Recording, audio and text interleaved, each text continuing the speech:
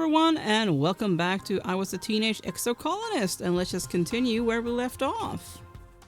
And as I was editing the last episode, I realized that I never actually checked out the new thing that I could get in here, or do in here, which is this, the Xenobotany Lab. So let's do that. Hey kiddo, your dad says, looking up from his work desk where he's dissecting a huge bell-shaped flower. Can you hand me that separator? I've really got my hands in things here. You hand him the tool, which he uses to wedge open some sort of weird stoma-like opening inside the bell. Gooey purple nectar oozes out and pools on the desk. Whoa, he exclaims. I thought I'd drained this little beauty. Can you get a towel, I guess? You help him mop up the flower juice. Yuck. It's sticky and smells like rotting vegetables. When you're done, he looks at you with pride. You know, I've been thinking of getting one of you kids to come help me out with researching the native plants, he says. You think you might be able to break off some time to help your old man in the lab? I know you've been studying biology, he adds.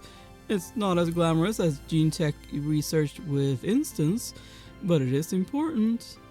That sounds very interesting as well. He grins. Let me talk to your mom about it tonight before you go telling her. She's not a fan of alien plants, you know? And yet she's the one that was gushing over how good they smelled? Okay. If it were up to her, we'd fill these greenhouses with earth plants and nothing else. But there's gotta be more on this planet that we can cultivate. If you find any cool plants while you're exploring, bring them here and we can take a look at them. I'm not allowed to go exploring though. Now I want to see what it gives. Biology and organizing. Okay. Sure. Let's do that. Your dad introduces you to the little lab they have set up in one of the greenhouses. It's incredible, he says, gesturing all around him. We're surrounded by alien flora and we know practically nothing about it. What's edible, what's medicine, what can we make fibers with or build with or use in ways we haven't thought of yet. He beams at you. You and me, we're gonna find out, my little potato. Your dad directs you to a research bench, and here's where you'll be working. The bench is buried under samples and beakers and weird-looking alien sprouts. More than just a simple table, the analysis bench is covered with buttons and little holes you could put things into.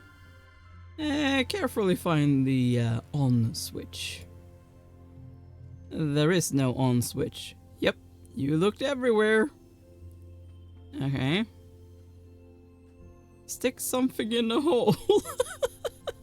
You put one of the seedlings into a small slot in the table. A little door slides shut, then reopens. A loud brrrr noise startles you. Oh no, you broke it. Your dad laughs. Nah, just kidding. You're fine. Good instincts, kiddo. Press buttons at random? You mash all the table's buttons until... Yo, yo, yo, kiddo! It's Congruence. The friendly ship's computer beams at you from her own hollow screen set into the bench. Of course she's here. She's the guardian of all knowledge in the colony, after all. You wonder who she got yo, yo, yo from. Your dad laughs. Don't tell anyone, but Congruence is the real brains of the operation, he confesses, though it's not like it's a secret. She'll make sure we don't do anything super dangerous, which means you and I get to focus on experimentation. If you follow the rules and stick to what you already know, you won't learn anything new, so don't be afraid to try stuff. Alright.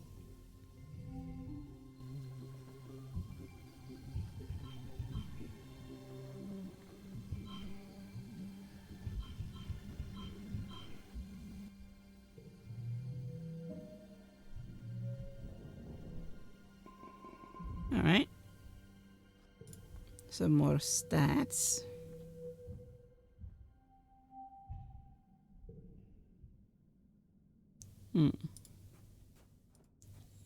We should probably relax. Next. Yeah. Let's do that. Let's maybe practice that. Oh no, it does give stress. Okay, so let's just relax then. Oh, this gives bravery. Interesting. Yeah, let's relax. You look around the lounge. Some friends are here. Who do you hang with? Cal! Cal is practicing hoverboard moves in a corner of the lounge. Because the board never touches the ground, the adults can't really complain, and this way he has pillows to land in. He's working hard, trying and failing, flip after flip, but hasn't even broken a sweat. He waves you over. Hey, Solane, he says cheerfully. Do you want to practice with me? You practice with Cal for about an hour. It's exhausting. By the end, you're sweaty and a little sore, but you feel good. You promise him you'll come back all this month and keep him company.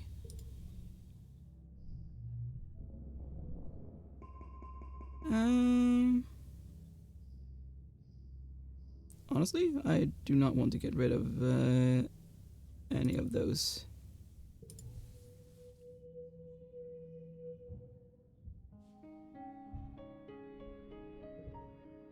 Alright. What do we want to do now? Well, maybe do the instrument. Practice photophoner or photophoner. Whatever it's called. Yeah, let's do that. The photophoner, or phoner, is part flute and part paintbrush. You point the end of the phoner in the direction you want to paint, blow into the other end, and it makes sound and draws holograms in midair. It comes with a funny earpiece that fits behind your ear and reads your thoughts. Well, not quite. More like it detects the electrical impulses in your head and draws those. You aren't really sure how to use it. Let's follow an instructional vid.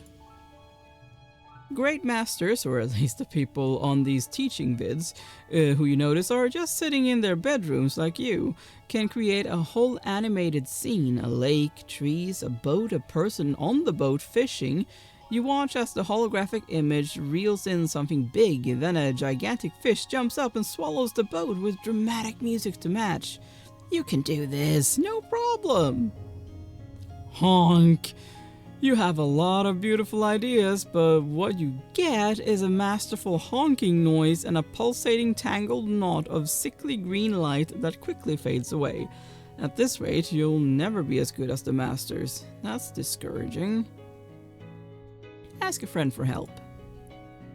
You look, but you can't find anyone else who plays the photophoner, like nobody in the whole colony. Mars tells you it's a dumb gimmick instrument, and the ones on the depot shelves have literally been there since the Strato left Earth over 20 years ago.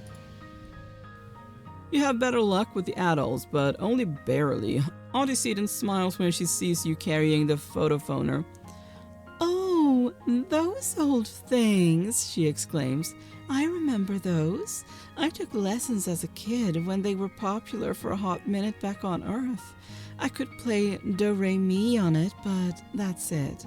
Never got the picture part to work at all, honestly. You guess you're on your own. Figure it out for yourself.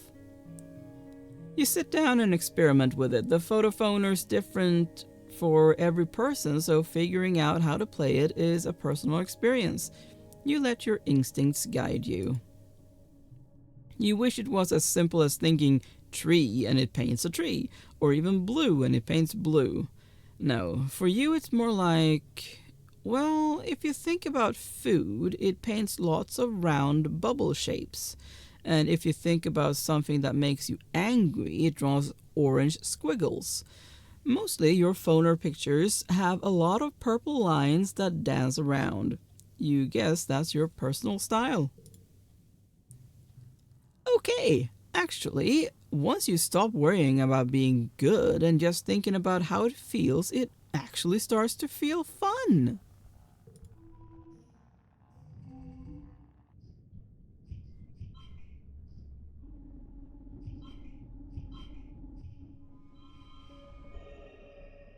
There we go.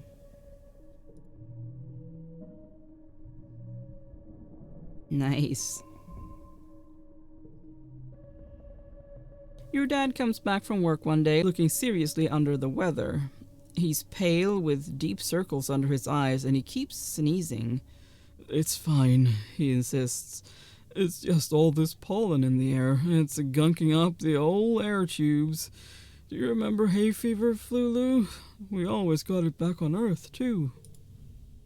Your mom frowns and crosses her arms. We did, she agrees. So why isn't it bothering me? You're a lot tougher than me, Sweet Pea, your dad says, and your mom rolls her eyes. I'm sure I just have to get used to it, like you did, he continues. Maybe I'll go for a stroll outside the gates later. Really get a good lungful of the stuff. I'll feel bad for a few weeks, but after that I'll be fine. I would not do that. You might be allergic. And get an anaphylactic shock or something. I mean, if you die after this... yeah. Your mom raises both eyebrows. Outside the gates? You? Your dad shrugs. Then he falls into a fit of sneezing and can't answer. Your mom directs him to go lie down on their bed. You need rest, not machismo, she scolds him. I don't have achoo! Your dad sneezes. A macho bone in my body, Foo-Foo. And I have to fertilize the corn and the pixie beans this week. Your mom grunts. Your dad pulls a handkerchief from his pocket and sneezes into it a few times. Big yelling honk sneezes that echo through your whole quarters. He pulls it away from his face and you can tell that something's wrong. Oh boy. Don't tell me there's blood. Huh? Your dad says weakly, holding the handkerchief away from his face. It's bright fuchsia pink and glittering in the light. That's weird. Then his eyes roll back in his head, his knees buckle, and your mom yells for you to call Instance. Oh boy. Chief Engineer Instance takes your dad's vitals and gives him a cursory look over, but she seems satisfied with what she sees without having to do a thorough examination. The explorers have started calling this the Shimmer, she says, shining a light down your dad's throat. He's looking a little better, but not much. It's an airborne environmental toxin, likely in the pollen fog. Will he be okay? It doesn't seem to cause long-term damage to the body, Instance explains. She gestures in the air, making notes on her hollow eye that only she can see. I've been tracking its effects for 3 seasons now. The toxin is flushed out of the body after 3 to 5 days, and it's not contagious. She looks down at your father. What that means for you, Geranium, since you're particularly susceptible to the toxin, you should be taking better pains to avoid exposure. If you must go outside during pollen, use a respirator. Your dad smiles weakly. You got it, boss, he says. Your mom smiles and puts her hand over his. As your literal boss, I'm ordering you not come into work for the rest of the week, she says. You're on strict bed rest. She leans in to touch her forehead to his. They stay like that, smiling with relief. Even after 1 day of bed rest, your dad is looking a lot better. He's clearly anxious to get back out into the fields. You're gonna love this new crop, Solane. It's called a pixie bean. They glow in the dark. He's already pulling on his boots. The fields look so beautiful at night. I'm happy that we finally found something that would actually grow here that isn't soy, and more soy. I'm happy too.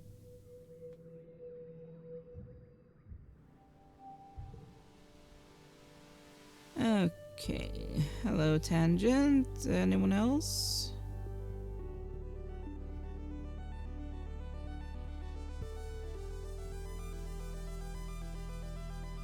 No, just Tangent? Okay.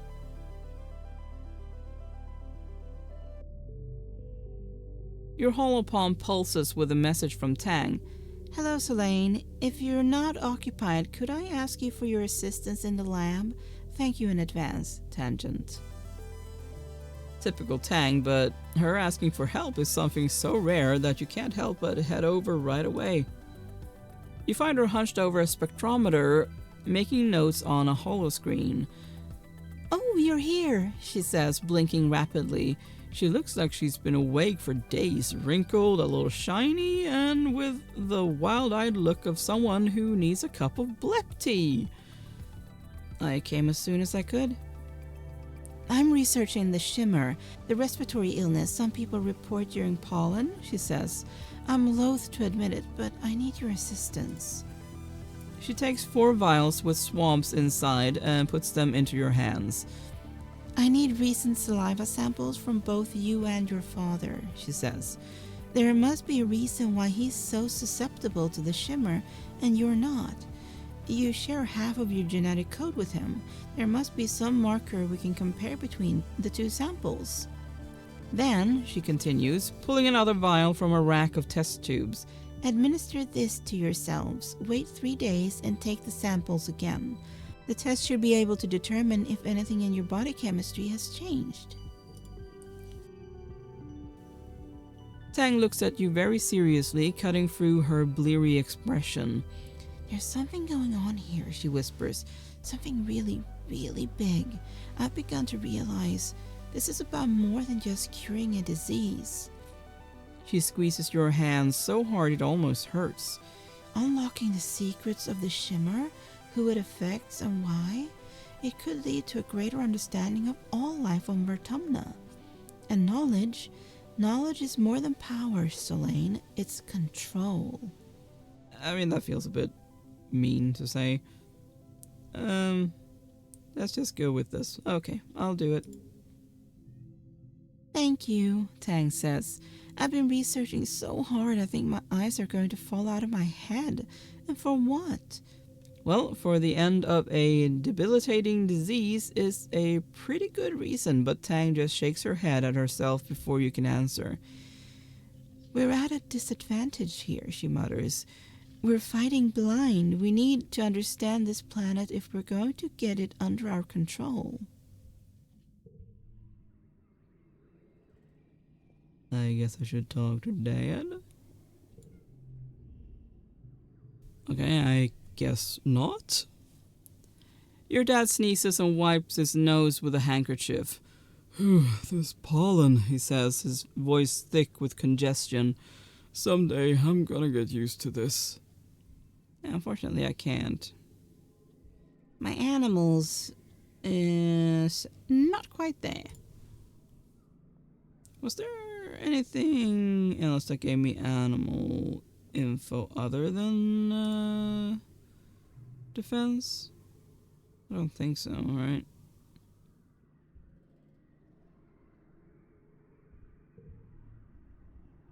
Can we do anything here yet? I guess so.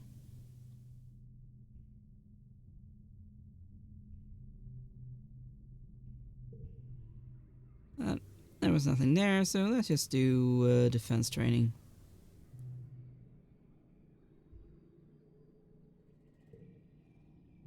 Part of self-defense is training your body so that it can be ready for any situation. The security chief has you running laps, jumping through tires, climbing walls, and sprinting back and forth. He has this inverted anti-gravity pad that makes your limbs feel super heavy. When you do jumping jacks on it and then do them again in normal gravity, it feels like you could jump straight back up through the wormhole. It's exhausting, but not that different than sports ball training. This is a breeze. This is great. It feels good that Ret actually challenges your body and encourages you to achieve peak condition.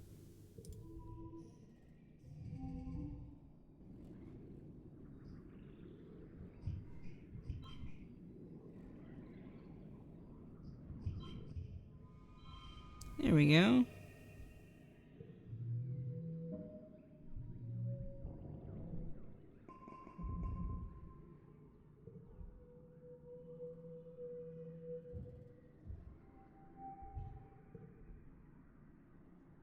Okay.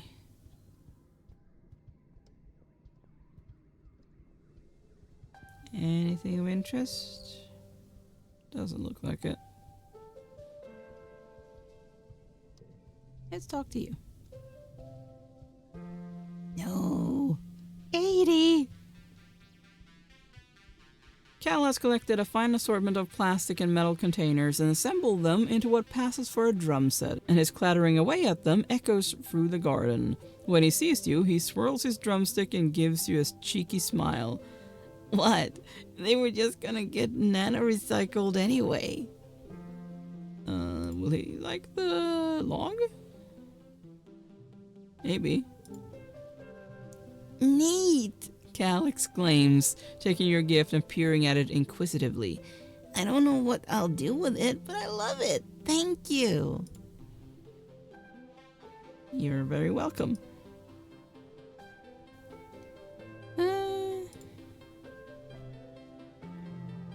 Yeah, let's get some more biology knowledge. The colony uses some recycled spaceship parts to build new structures, but most new construction is made of mushwood, a fungal lumber harvested from the mushrooms that tower over the forest in wet season. It's strong, tall, and versatile, like bamboo was back on Earth, but the downside of harvesting fungus in wet is that the logs need to be dried out for almost 2 months before they can be used in construction. Maybe if you study the mushwood, you can figure out a way to shorten the drying time. You'll need to get your hands on some mushwood to study 3 pieces should do. I mean, I wouldn't have had 3 pieces anyway, but come back with it later.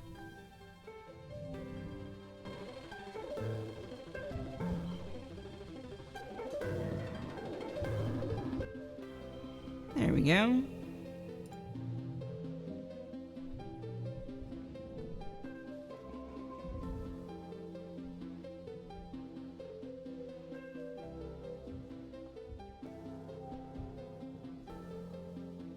Alright, I guess it's summer.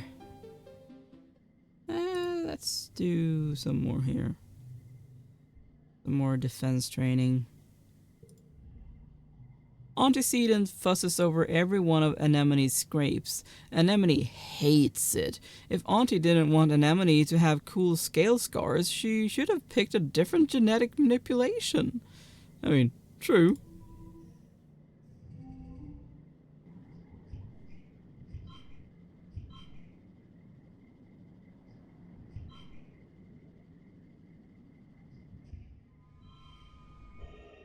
There we go.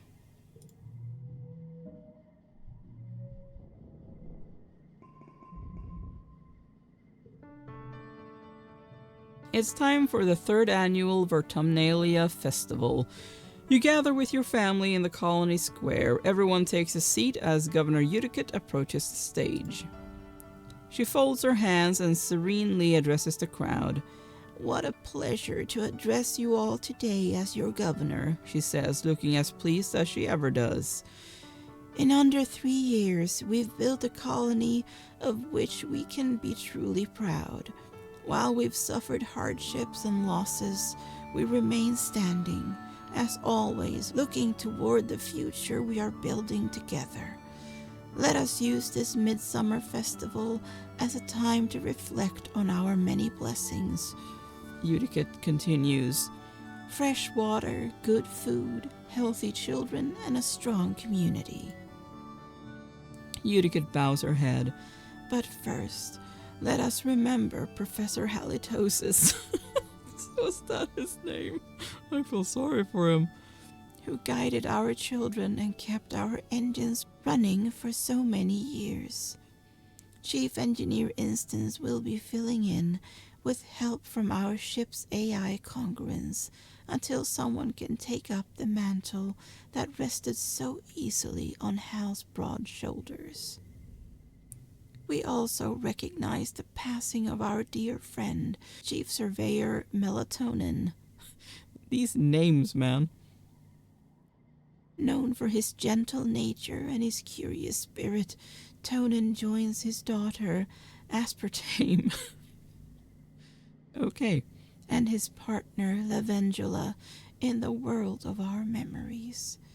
In his place, we welcome our youngest council member ever, Utopia, representing expeditions. Uticate invites the rest of the council to stand and be recognized among the crowd, including your mom, who huffs in annoyance. When the applause dies down and the council sits, Utopia remains standing. Actually, Auntie Uticate, y'all mind if I just make a quick announcement? Uticate nods and Utopia clears her throat. I just wanted to say thanks to y'all who are trusting me with this job, She says, her clear voice ringing out over the crowd. A cheer rises from expeditions, and she motions for them to quiet down.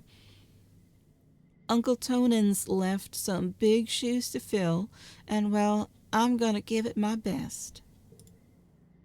We're fixin' to get to the bottom of what we're calling the shimmer the sniffles folks been getting during pollen, Utopia continues. Until we do, please keep on wearing your masks when the pollen is thick and let the doc know if you're under the weather. She bends down to hug the governor as she leaves the stage. Thank you, Utopia, Uticate says warmly. and thank you to the rest of the council for their service. Live music starts playing and Uticate smiles. And now it's time for games and feasting. The crowd disperses towards the feasting table, clearing the area of chairs so the children's competitions can be held. Which will you do this year? I mean, honestly, I feel like going with the bot triathlon again. So let's do it. Calm keeps adding complexity to his bot wrestling game. Last year was the hollow obstacle course, and this year there's an accuracy challenge.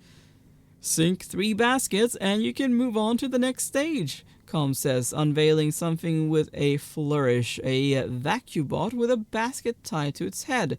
It chirps as it stomps back and forth and the crowd cheers. You're competing against Anemone and Cal. You notice they're not racing around together. Cal is playing with the vacuum-bot and Anemone is standing next to her brother. You're up first. All right.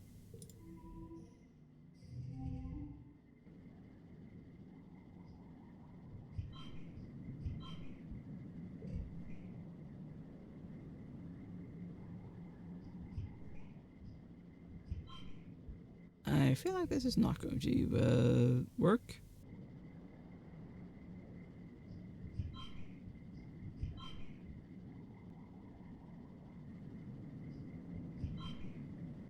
I can't do it. No. I guess I'll have to give up.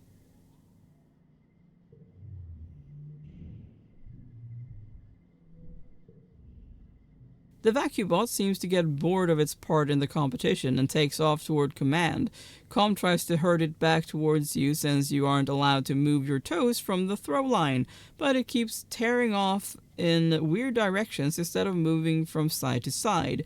They give you some bonus time to make up for it, but it's too late. You're so flustered that you totally bomb the wrestling portion too. The competition goes to Anemone this year. After the festivities, you take time off for a much-needed, very relaxing break.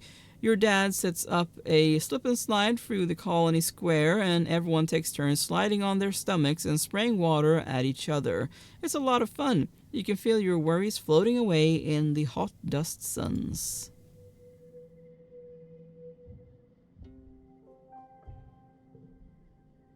All right.